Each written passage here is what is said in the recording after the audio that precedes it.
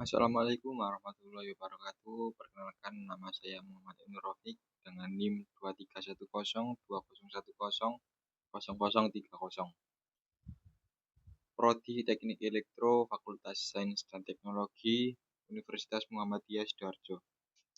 Di sini saya akan menjawab soal UTS Etika Profesi dan K3 Teknik dengan deskripsi kasus seperti ini. Dalam 2 bulan terakhir terjadi 3 kecelakaan kerja di bengkel permesinan kampus. 2 pekerja mengalami luka pada tangan akibat terjepit mesin pres, dan 1 lainnya terpeleset karena lantai basah. Ternyata sebagian besar pekerja tidak mendapatkan pelatihan K3, tidak ada SOP kerja tertulis, dan banyak mesin tidak dilengkapi pelindung yang layak. Kemudian untuk yang pertama, identifikasi 4 faktor penyebab kecelakaan kerja yang relevan: manusia, alat, lingkungan, dan manajemen. Baik, untuk yang pertama, faktor manusia atau human factor. Faktor manusia sering menjadi penyebab dominan dalam kecelakaan kerja. Kesalahan manusia dapat berupa tindakan ceroboh, kurangnya pengetahuan atau keterampilan, kesalahan, stres, atau ketidakpatuhan terhadap prosedur keselamatan. Kemudian yang kedua ada faktor alat atau peralatan. Kondisi peralatan yang tidak layak seperti mesin rusak, alat pelindung diri atau APD yang tidak memadai, atau kurangnya pemeliharaan rutin dapat meningkatkan risiko kecelakaan. Kemudian yang ketiga ada faktor lingkungan kerja. Lingkungan kerja yang tidak aman seperti pencahayaan yang kurang baik, ventilasi yang tidak memadai, suhu ekstrim atau kebisingan berlebih dapat mempengaruhi konsentrasi dan kesehatan pekerja, sehingga meningkatkan risiko kecelakaan. Dan yang terakhir ada faktor manajemen. Kelemahan dalam manajemen seperti kurangnya pelatihan keselamatan kerja, tidak adanya prosedur keselamatan operasional atau SOP, atau kurangnya pengawasan dapat menyebabkan ketidaksiapan dalam menghadapi situasi berbahaya. Kemudian soal yang kedua, jelaskan kontribusi masing-masing dalam kejadian kecelakaan. Untuk yang faktor manusia merupakan penyebab dominan dalam kecelakaan kerja. Kesalahan manusia baik disengaja maupun tidak disengaja dapat menyebabkan kecelakaan atau bencana.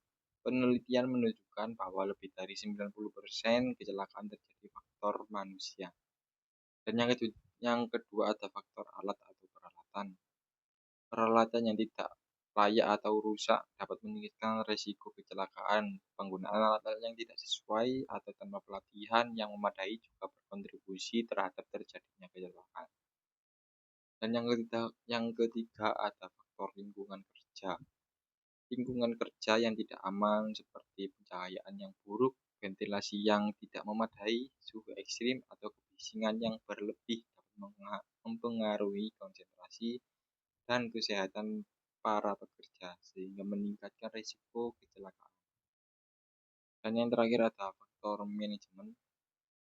Kelemahan dalam manajemen seperti kurangnya pelatihan keselamatan kerja, tidak ada prosedur operasional standar atau SOP, atau kurangnya pengawasan dapat menyebabkan ketidaksiapan dalam menghadapi situasi bahaya.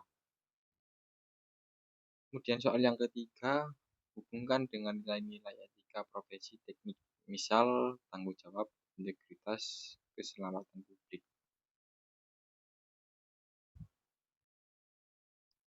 Untuk integritas, ada penggunaan alat atau peralatan yang tidak layak atau rusak dapat meningkatkan risiko kecelakaan. Kemudian untuk yang keselamatan publik, kelemahan dalam manajemen seperti kurangnya pelatihan keselamatan kerja atau tidak adanya prosedur operasional atau SOP. Dan yang soal keempat, berikan solusi pencegahan dan perbaikan berbasis K3. Yang pertama ada solusi pencegahan dari faktor manusia, yaitu pelatihan dan edukasi untuk contohnya menyelenggarakan pelatihan rutin mengenai prosedur keselamatan kerja, penggunaan alat pelindung diri atau APD, dan penanganan situasi darurat untuk meningkatkan kesadaran dan keterampilan bekerja. Dan peningkatan kesadaran ketiga, melakukan kampanye dan penyuluhan untuk membangun budaya keselamatan di lingkungan kerja. Yang kedua ada faktor alat atau peralatan, solusinya pemeliharaan rutin, menjadwalkan inspeksi dan pemeliharaan berkala terhadap semua peralatan untuk memastikan kondisi operasional yang aman. Kemudian ada standar peralatan, menggunakan peralatan yang memenuhi standar keselamatan nasional dan internasional. Yang ketiga ada solusi dari pencegahan faktor lingkungan kerja. Yang pertama ada desain ergonomis, memancang tempat kerja yang ergonomis untuk mengurangi resiko cedera akibat postur kerja yang salah. Kemudian yang kedua dari solusi faktor lingkungan kerja ada pengendalian lingkungan, memastikan ventilasi, pencahayaan, dan suhu ruangan sesuai dengan standar kenyamanan dan keselamatan kerja. Kemudian ada faktor manajemen, solusi pencegahannya. Yang pertama ada implementasi sistem manajemen K3. Menerapkan sistem manajemen yang mencakup kebijakan, perencanaan, pelaksanaan, evaluasi, dan peningkatan berkelanjutan dalam aspek yang K3. Kemudian ada kepemimpinan yang proaktif. Manajemen harus menunjukkan komitmen terhadap K3 melalui partisipasi aktif dalam program keselamatan dan pengambilan keputusan yang mendukung budaya keselamatan. Kemudian soal terakhir atau yang kelima, akhiri dengan pesan singkat edukatif untuk rekan kerja atau pekerja teknik. Pesan saya adalah keselamatan adalah investasi terbaik.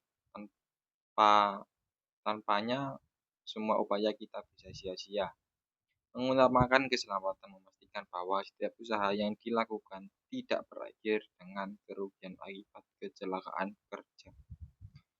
Mungkin dari saya itu saja. Bila ada salah kata, saya mohon maaf. Wassalamualaikum warahmatullahi wabarakatuh.